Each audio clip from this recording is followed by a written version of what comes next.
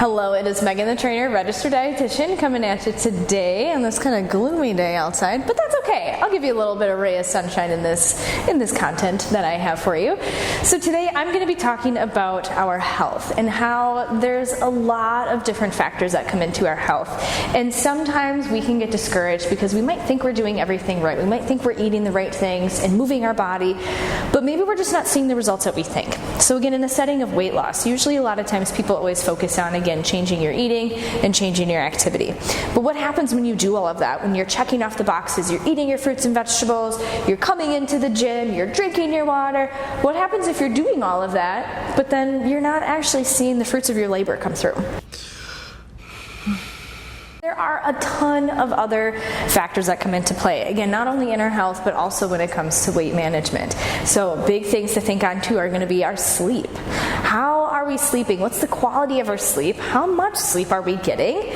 Because that is going to be the point when our body can just rest and chill out and reset after the day's thing. So if we don't get adequate rest, then our body can't function normally, can't function optimally, and therefore any goals that you're wanting to work on, it's just going to be a little harder for your body to actually focus on it.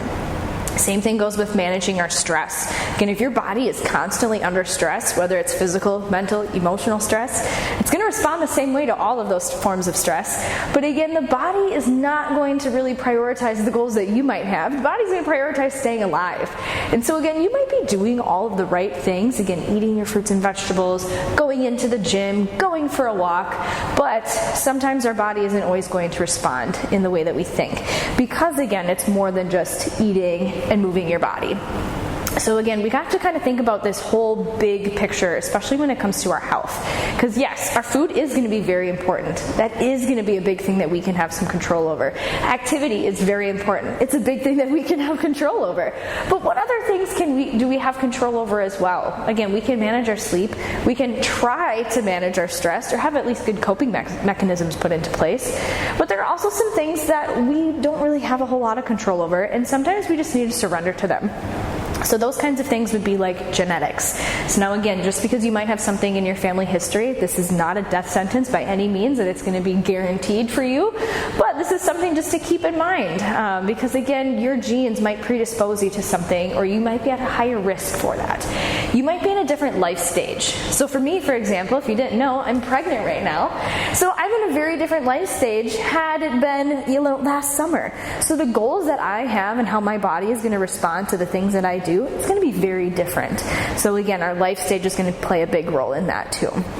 So make sure that as you are striving in your pursuit of health, yes, there are a lot of things that we can control, and we need to make sure that we are making sure that we're getting all of those things, we're hitting all of those bases, more than just focusing on what we're eating and focusing on how we're moving our body. Those are really big things, but they're not all the things. So now that you know better, let's go ahead and do better so we can all be better.